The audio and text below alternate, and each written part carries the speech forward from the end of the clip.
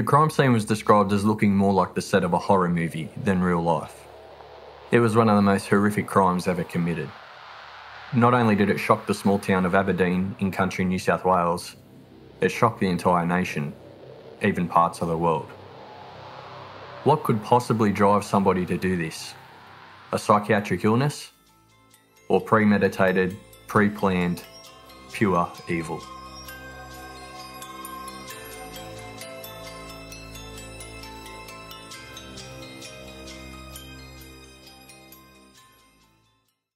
Katherine Knight was born on the 24th of October 1955. She is a non-identical twin. Katherine was the more feminine of the twins. She liked to help her mum around the house, assist with the cooking and cleaning, and liked playing with the dolls. Kathy Knight's parents were Ken Knight and Barbara Knight, who married each other in 1952. Kathy's father left school at the age of 14 to work at the abattoir in Aberdeen, country New South Wales, where he lived at the time. He later met Barbara and married her. They moved to Queensland and to various parts of New South Wales where Ken continued to work as a slaughterman at the abattoirs. He was considered excellent at his job and a very hard worker. Barbara had a short-fused temper. She was hot-headed and loved using excessive foul language. Barbara and Ken ran a strict household. The kids did as they were told. There was no mucking about. There were 6 kids in the house altogether, including Kathy. After moving around to various parts of the state and interstate, they finally settled back in Aberdeen in 1969. Aberdeen is a small country town located in the Upper Hunter region of New South Wales, about 240 kilometres, which is about 150 miles, north of Sydney. The main source of employment for the people of Aberdeen at the time was the local abattoir. There wasn't much else going on in the small country town that had a population of about 1,500 people. As a kid, Kathy wasn't allowed to have pets, but she loved animals. If she came across an injured animal like a bird with an injured wing, she would bring it home and look after it until it was better. From a young age, she showed that she had a fiery temper.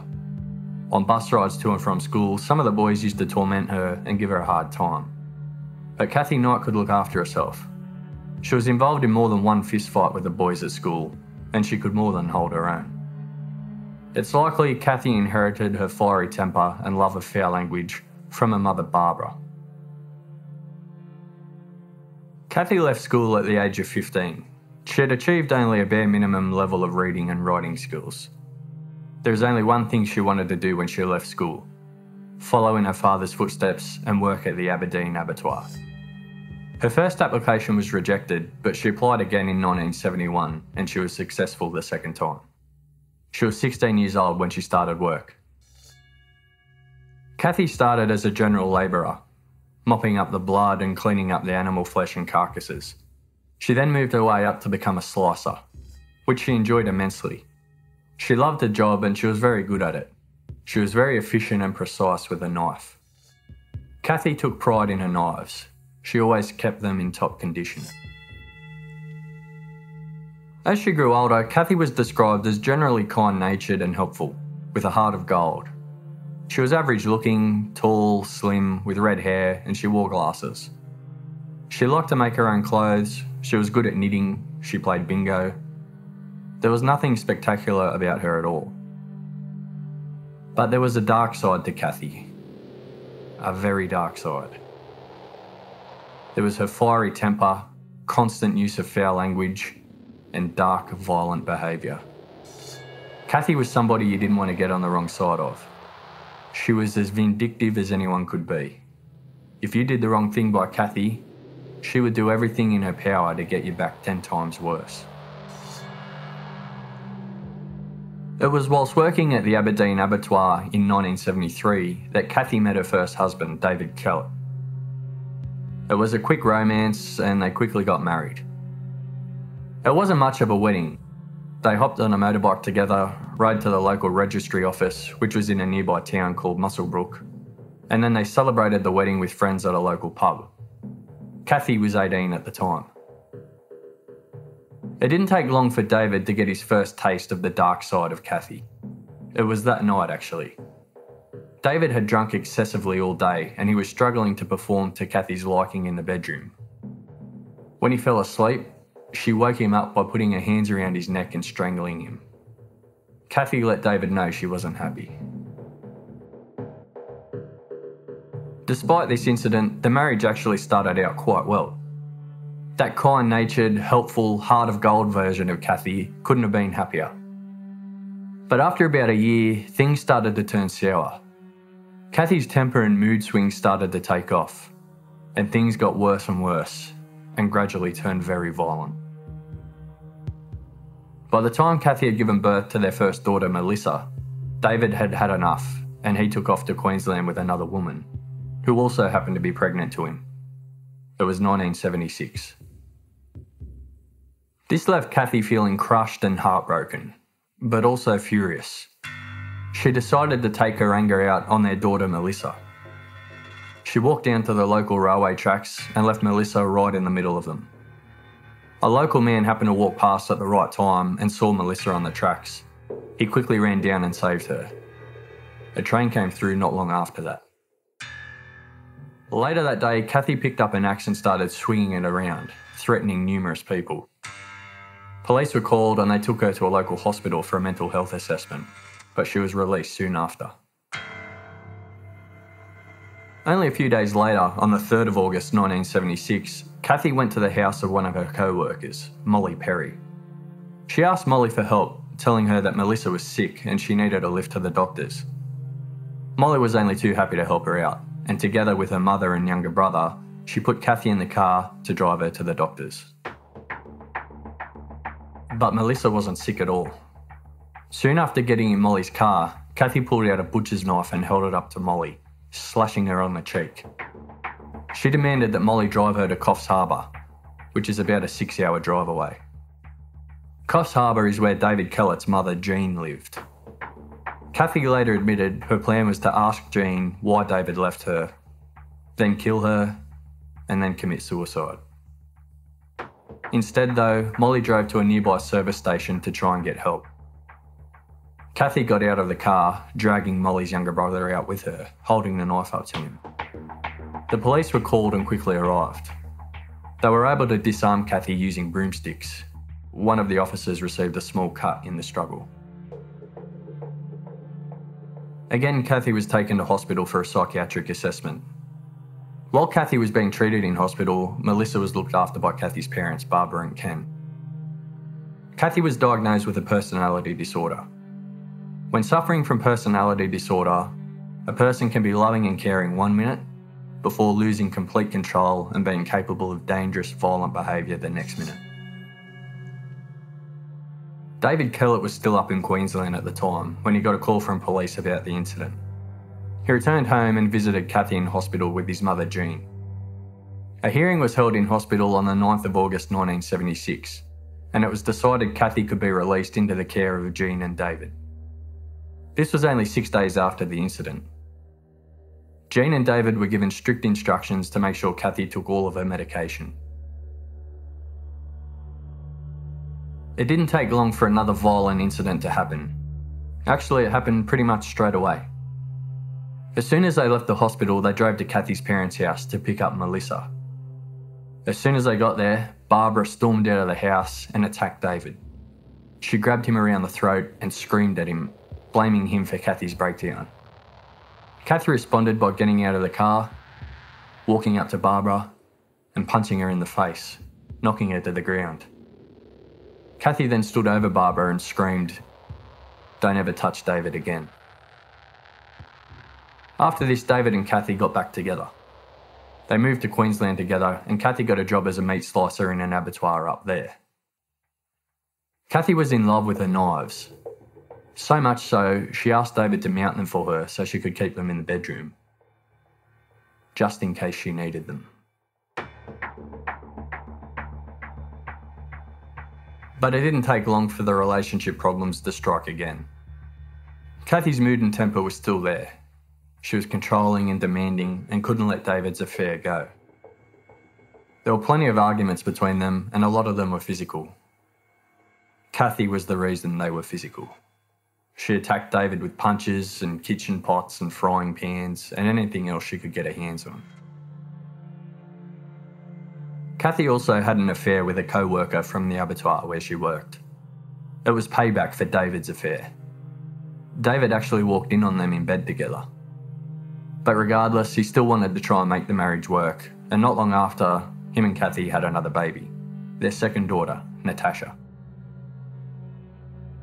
Kathy would do things like tell David to go to the pub, have a few beers, but then ring the pub and demand him to come home immediately. One night, when he arrived home from the pub much later than she wanted, she whacked him over the head with a frying pan as soon as he walked through the door. It put David in hospital, but he didn't press charges. Not long after that, during another argument, Kathy held a knife up to David's throat. And another night, when Kathy wasn't happy with David, she poured petrol all over his clothes and set them on fire. Kathy's behaviour was troubling and becoming increasingly more violent. Barbara Knight actually warned David at one time, "Don't play up on her, she'll kill you." Finally, in 1983, Kathy again whacked David over the head, splitting him open. Put him in hospital yet again. But that was finally the end. David again didn't press charges, but he called the marriage off once and for all. Kathy responded by cleaning the house out. She took everything, including the curtains and the light bulbs. But David couldn't have cared less. He was happy and grateful it was finally over, thinking there must be a God looking out for him somewhere. Kathy moved back to her parents' farm in Aberdeen with their two daughters, Melissa and Natasha. Kathy returned to work at the Aberdeen abattoir, back to her role as a meat slicer. But in 1985, she hurt her back. She never fully recovered, and her employment at the abattoir was terminated. It wasn't long before Kathy was in another relationship, this time with David Saunders, who she met at the Aberdeen Bowling Club. Just like her relationship with David Kellett, her relationship with Saunders started off great. Both couldn't have been happier. But that dark side that lurked in Kathy was ever present, just waiting to come to the surface. One day, out of nowhere, Kathy snapped and started accusing Saunders of cheating on her. Her unpredictable, violent behaviour made its first appearance. And it would go on like that for the next 3 years, on and off. Kathy would be lovely and kind one day, unpredictable and violent the next. During one of their arguments, Kathy grabbed a knife and went out into the backyard and killed Saunders' dog. She slit its throat. She says she did this in retaliation for Saunders kicking her in the stomach when she told him she was pregnant. Saunders strongly denies this, and he says he never touched her. He says she just went out in the backyard for no reason, started going off on one of her violent tangents, started making accusations about him, and then slit his dog's throat. Soon after that, Kathy took an overdose of pills and had to be rushed to the hospital. Kathy always maintained it was Saunders who was the violent one towards her, and she would only act out in self-defence and at times revenge. But Saunders always denied this. Despite the extreme ups and downs of the relationship, they ended up having a daughter together in 1988. In 1989, Kathy received a compensation payout for her back injury, $15,000 in total. She used the money to pay off the house that her and Saunders were living in, effectively making it her house. Not long after that, the relationship hit rock bottom. Several more serious arguments occurred, and Kathy was even issued a restraining order against Saunders, although Saunders maintained it was he who should have had the order against her. And he was proven right when Kathy stabbed him in the stomach with a pair of scissors during yet another violent argument. It wasn't a serious injury, it didn't even require medical attention, but it was enough to convince Saunders it was over. But it didn't remain over for long.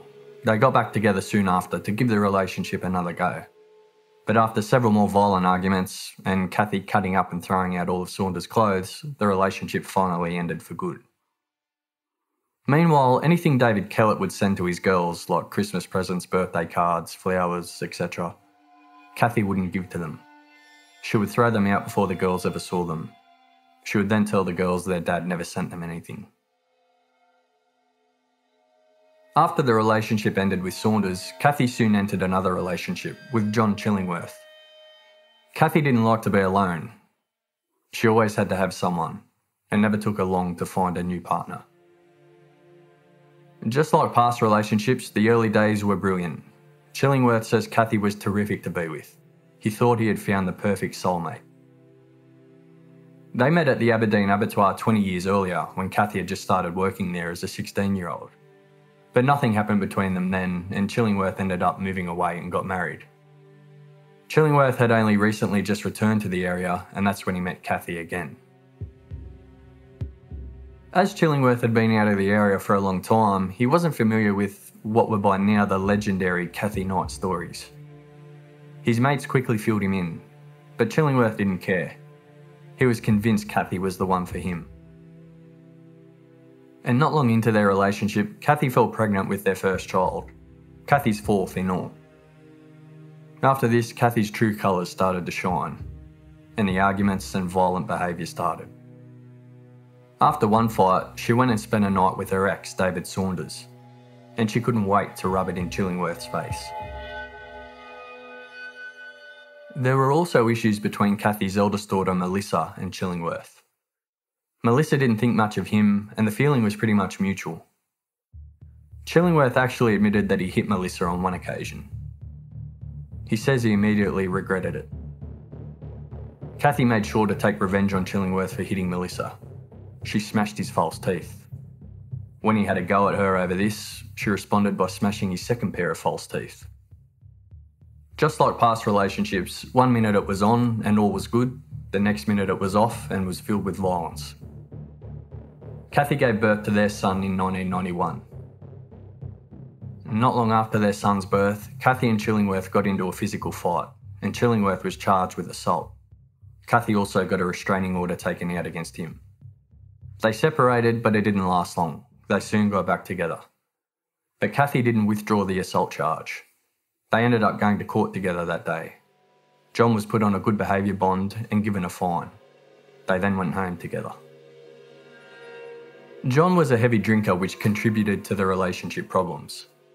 But he actually did quit, and he went on to help with the Salvation Army in drug and alcohol counselling. It was through them in 1993 that he got a job opportunity in Queensland for 2 weeks.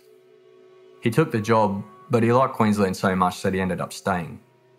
His initial intention was to have Kathy and the kids move up there. But when Kathy went up to visit him, another massive fight between them put an end to the relationship for good. Chillingworth didn't know it at the time, but Kathy had already started seeing a new man, John Price. By now, Kathy had been unemployed for 8 years, getting by with her compensation payout and a fortnightly government pension. She had 4 kids to 3 fathers. The eldest was aged 17, the youngest was aged 2. John Price was born on the 4th of April 1955. He was the eldest of 6 children.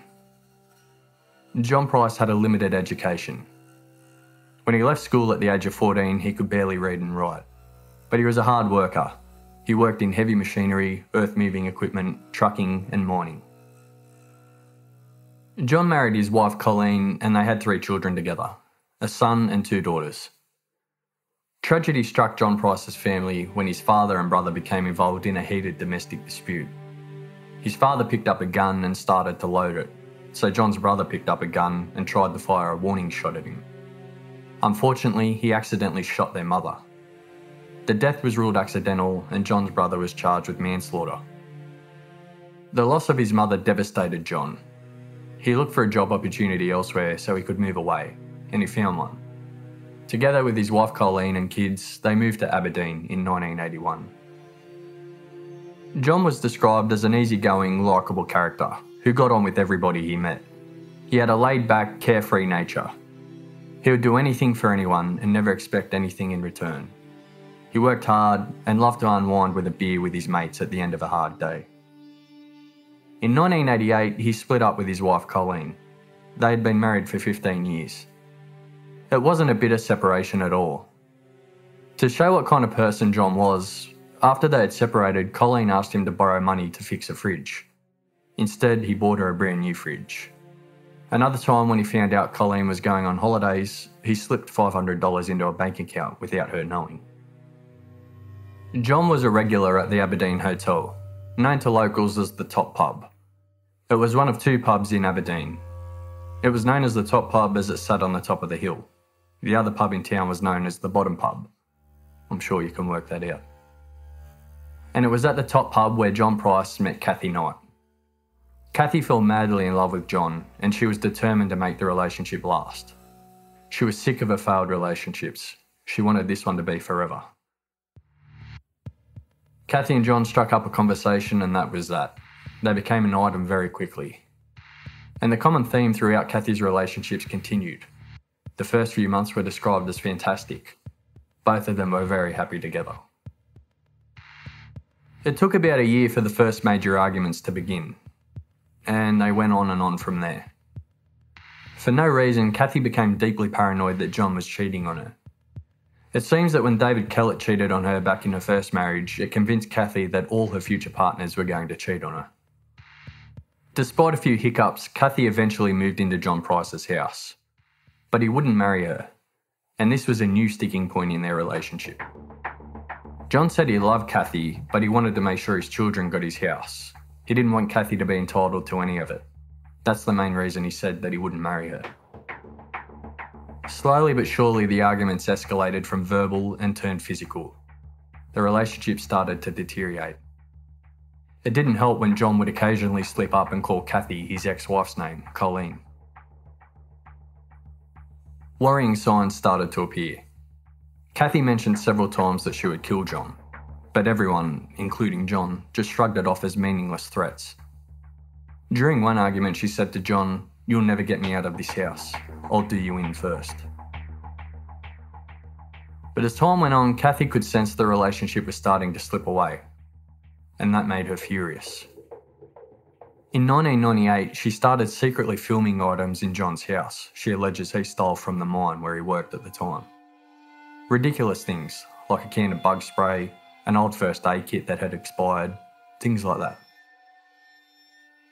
Kathy says she did this as John used to hit her, and she made the video to hold it over John, that if he ever touched her again, she would send the videos to his boss.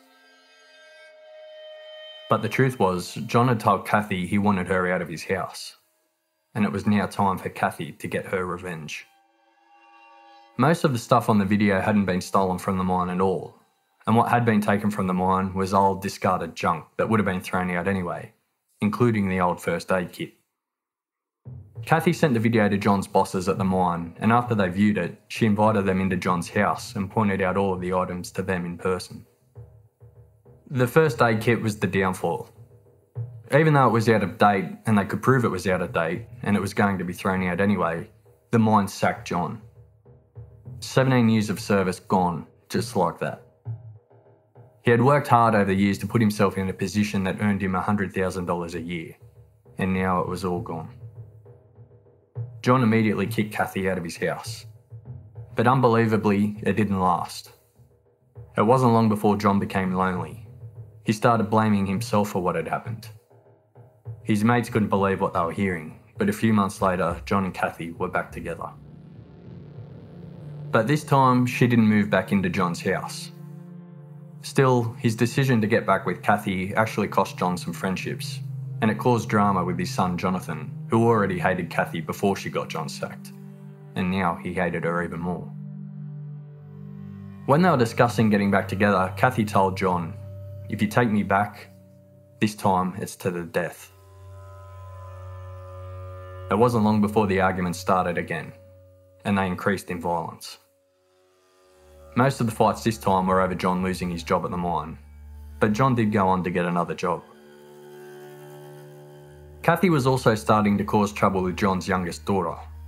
She lived with her mother Colleen, but visited John and Kathy regularly. John's son and eldest daughter had moved out of home and had their own families. Kathy's two eldest daughters, Melissa and Natasha, had also moved out of home, but her two youngest kids still live with her. Kathy started telling John's youngest daughter things like John wasn't really her dad and other nasty, spiteful things like that. When John confronted her about it, Kathy was doing the dishes, so she lunged at him with a knife. Kathy stabbed him in the upper left chest. John didn't seek treatment, he just put a band-aid on it and never reported it to police. The stab wound left a permanent scar.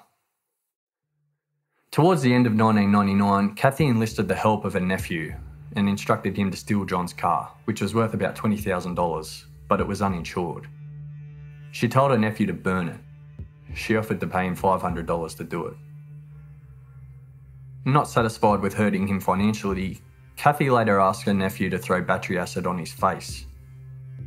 Her nephew refused both requests. Kathy later said to her older brother, "I'm going to kill Pricey, and I'm going to get away with it. I'll get away with it because I'll make out I'm mad." Meanwhile, John Price desperately wanted to end the relationship with Kathy for a second time, but he couldn't work out how. There was just no way that he could see for a peaceful separation. He was also worried that Kathy might start to target his children if he ended it. During the afternoon of February the 27th, the year 2000, another physical fight occurred. During the fight, John thought Kathy went for a knife. Having already been stabbed by her before, he took off and sought refuge at a neighbour's house. John called the police. He had scratches all over him from the fight, but Kathy had bruises as well. John told the police he wanted Kathy out of his house. She had her own place in town where she could go and stay. They told him there was nothing they could do and he would need a court order. By now, the relationship had been going for 6 years, on and off. There had been great highs and dark lows. And that night, as had happened many times before, they made up after the argument and John went to bed. At 2:30 a.m. the next morning, Monday the 28th of February, John woke up startled. He could make out the silhouette of Kathy standing over him at the bed. Her arms were behind her back. He jumped out of bed frightened Kathy had a knife. But she didn't. John went to work that day. He recounted the last day's events to his workmates. They had never seen him so distressed. He said he thought he was a dead man when he woke up to see Kathy standing over him with her hands behind her back that morning. His boss offered John to go and stay with him for a while, but he refused. That night, John returned home and actually had a civil discussion with Kathy. They agreed they couldn't go on the way they were, but Kathy again refused to leave his house. That night, the police arrived with a restraining order, which they served on John. They took the order out as a result of the fight the night before. The 29th of February, the year 2000, began like most other days. Kathy woke up early and got John organised for work. She cooked him breakfast and made his lunch. John went to work and got permission of his boss to go to the local courthouse to apply for his own restraining order against Kathy. Meanwhile, Kathy went and saw her solicitor and dropped in on a few old friends, showing them the bruises she had after the fight with John 2 nights ago. She told one of her friends, "That bastard's not going to get away with this. I'm going to bloody get him." She made an appointment with her doctor and had the injuries recorded. John saw the chamber magistrate at Muswellbrook Courthouse around lunchtime. He explained the relationship issues he and Kathy had, including all the violent incidents. He said he wanted to stop Kathy from being able to enter his house. After telling his story, the chamber magistrate issued a restraining order against Kathy. That night, John made his way to the top pub. Kathy took her children out for dinner. After dinner, she asked Natasha if her 2 youngest children could stay the night at her house. Natasha agreed. Natasha being Kathy's second eldest child, if you forgot. John made his way home about 9:30 p.m. Kathy arrived at his place about 11 p.m. She had a key to John's house and let herself in. But there was no fighting, no arguing. John didn't tell Kathy to leave. Instead, they had sex. The restraining orders were just words on a piece of paper at that point. The next morning, John didn't show up for work. Something he never did. He always turned up for work. He was reliable. He hadn't called in or let anyone know he was running late. People from work tried ringing him numerous times, but they couldn't get a hold of him. They even called the police to see if there had been any car accidents that morning, but there hadn't. As he was leaving for work, one of John's neighbours spotted John's car still parked out the front of his house. That was unusual. John always left for work before him. His car was never there at that time. John's work colleagues decided they better call the police. Police arrived at John's house at about 8:10 that morning. Two of the first officers on the scene were Officer Matthews. I was actually working at Muswellbrook that day and received a phone call at the station from a workmate of Mr. Price's. And Officer Furlonger. I got the call from his boss, say that he hadn't come in and somebody had been out there and the ute was still in the driveway and they couldn't raise anybody. And not thinking the worst, we were just thinking, oh yeah, he's probably died one on or something. And hasn't woken up.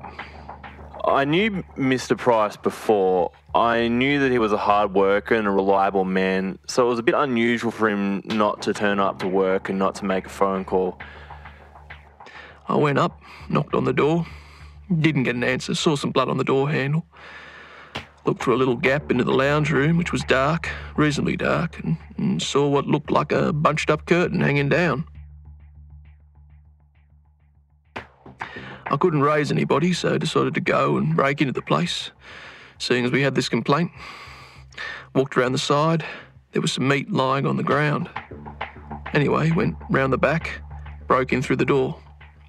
As we went in, I saw straight ahead what I thought was a curtain. There was something hanging, blocking my entry into the hallway of the house. I thought it looked like some type of blanket or some sort of covering that had been placed up on the archway. So I remember I used my left hand to push it aside, and immediately I could feel coldness coming on my left arm. So I looked down and my left arm was just covered in blood. Initially, I thought I'd injured myself breaking through the back door. I couldn't understand why my arm was bleeding. I realised then it was a human pelt, it was a skin, minus the head. The full skin just hanging from the top door frame. I looked past it, saw a torso on the ground without a head, without any genitalia, and my first reaction then was to turn around to Scotty and say, "Don't look, Scotty." Of course, that's the worst thing you can say. I could look through from there into the lounge room, and I saw what appeared to be a human being, or what was left. And so it was at that point that I realised what had happened. For something that I'd never seen before, I'd never experienced, I had an immediate idea of what had gone on. It was at that point I drew my service pistol. There was blood everywhere. A line of blood out from the door into the kitchen area. There's a pot on the stove. I think I might have even said to Scotty, "I'll give you one guess where the head is." On the table, there was a couple of plates that had meals prepared, vegetables and meat cooked, sitting there. Sergeant Furlonger was talking to me, saying it's going to be all right, we've got to keep going, we've got to finish this, we've got to do whatever it takes. He was talking to me, and I was trying to hear if I could hear anybody else, because sometimes a little bit under stress, you get that auditory exclusion, and you're not hearing things. You're just focused on the threat. It was quite a frightening experience, but once you've stepped into that situation, there's just no backing out. So we went to search the place, and we went up the hallway. We heard what appeared to be someone snoring coming from one of the bedrooms. So we knew there was someone alive in the house. Looked in there, and there she was lying on the bed. Tried to wake her. She was obviously drugged on something and couldn't wake her properly. She was very groggy. She wasn't responding, so we carried her outside and put her onto the back lawn. I wasn't sure if she had tried to kill herself with sleeping pills or whatever, but she certainly wasn't injured in any way. They handcuffed Kathy and tried to question her, but they couldn't get any sense out of her. There were some empty blister packs located, and they worked out Kathy had tried to kill herself by overdosing on tablets. An ambulance was called and she was taken to hospital, where she was kept in the psychiatric ward.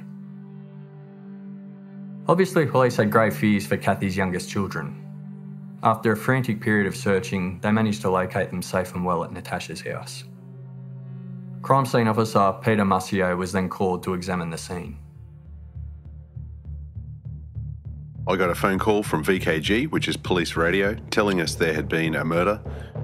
I said to the operator, well, how do you know it's a murder? And they said, well, he's been decapitated. We came in through the laundry at the back of the premises and there was an aroma. And it was quite a macabre thing. It was a sweet odour, a nice odour, as if Mum was cooking a stew.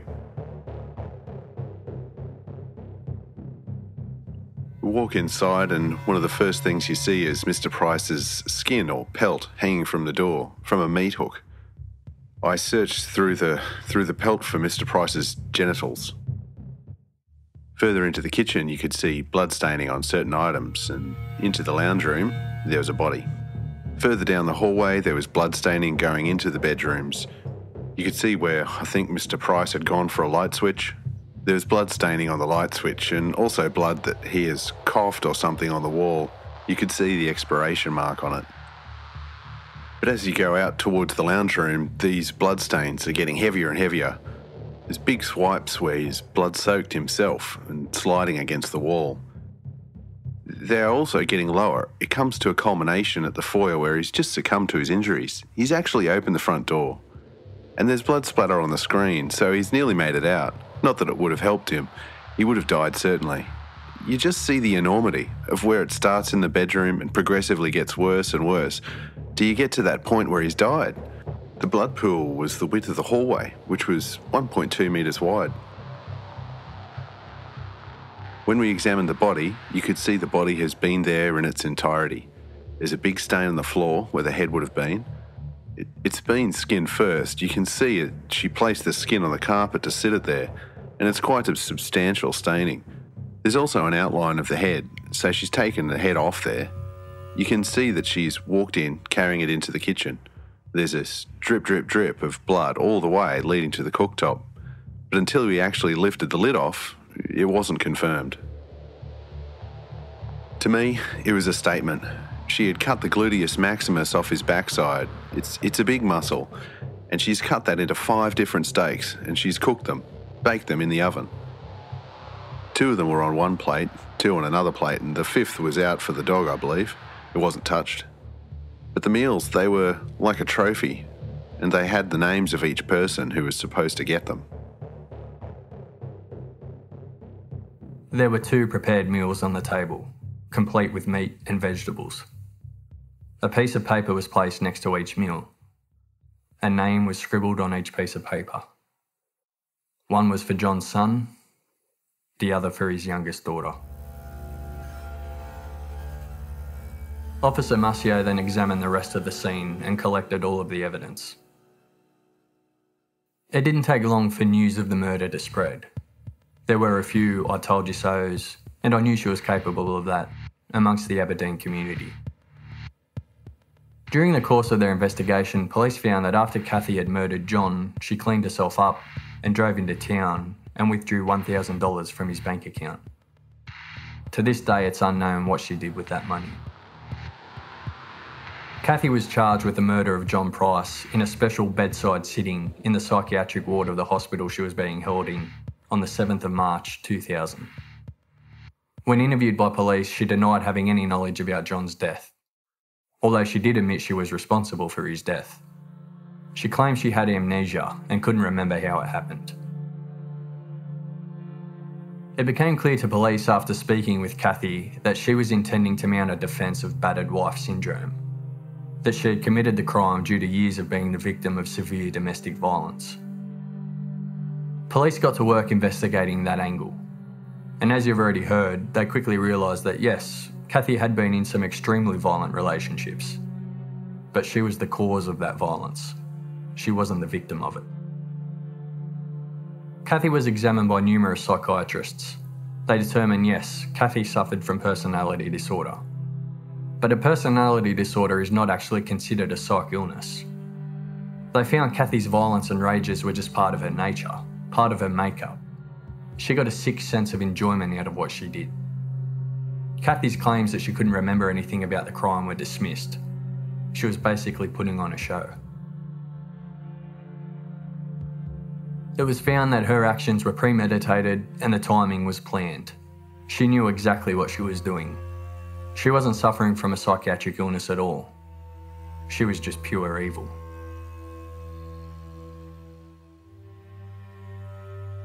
Kathy initially pled not guilty and her trial started on the 15th of October 2001. The judge assigned to the case was the Honourable Barry O'Keefe.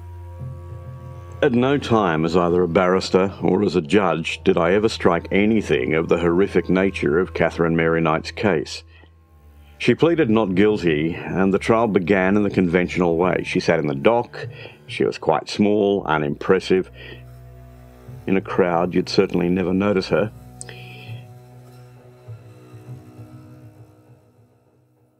Before the trial got going, Kathy surprised everyone and changed her plea to guilty. I was somewhat nervous about this because I was concerned that if I took a guilty plea, sentenced her, she would then appeal to the Court of Criminal Appeal and say she was insane at the time that she made the plea of guilty. I decided that I should get a court expert to examine her, and the psychiatrist came to exactly the same conclusion as the other psychiatrist that had seen her, namely that she was not insane, she was quite sane, but she was a bad woman.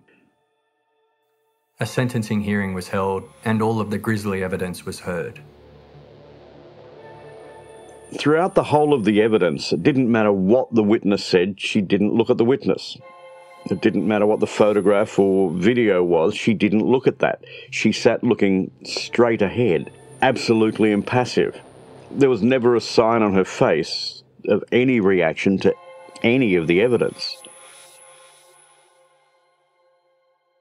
At one point during the sentencing hearing, when some of the graphic details were being presented to the court, Kathy broke down. She started rocking violently back and forth and started screaming. She then jumped down to the floor and started thrashing about. But she wasn't fooling anybody. When she wanted an adjournment, she manipulated her behaviour so that she got it. Thereafter, she resumed the same mien that she had before, but I didn't think that she'd switched off. In sentencing, the judge found that Kathy's suicide attempt wasn't a genuine attempt. He didn't believe that she couldn't remember anything about the crime. He determined she knew exactly what she was doing. She acted with planning and premeditation. She had openly said many times she was going to kill John. She had even said she would get away with it because people would think she was mad. The judge found her to be vengeful, violent, and believed she was an extreme danger to society. He dismissed her claims of battered wife syndrome, finding that the evidence clearly showed she was the violent one in her relationships. As a result, Kathy Knight became the first woman in Australia to be sentenced to imprisonment for the term of her natural life. No possibility of parole.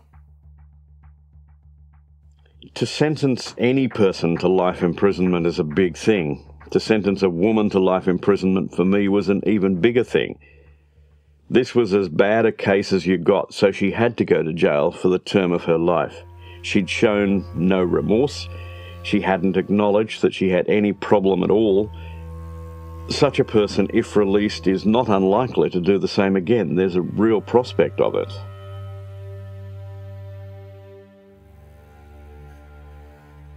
The detective in charge of the case was Detective Bob Wells. Well, when I was interviewing Catherine, you can catch someone's eye and you say to yourself, I'm being bullshitted here. It's a combination of catching their eye, catching the expression on their face, that you know that this person is feeding you only what she wants to feed you. And that's why I still believe that Catherine would now be able to provide information as to what took place and why it took place. After a while of doing jail time, Kathy said that she had finally found peace and she was enjoying her time. But she obviously didn't like the idea of spending the rest of her life there because she appealed to the New South Wales Court of Criminal Appeal. She claimed her sentence was too harsh. Thankfully, the court rejected her appeal and she will spend the rest of her life behind bars. To this day, she has never given a reason for what she did or why she did it, and she has never shown any remorse.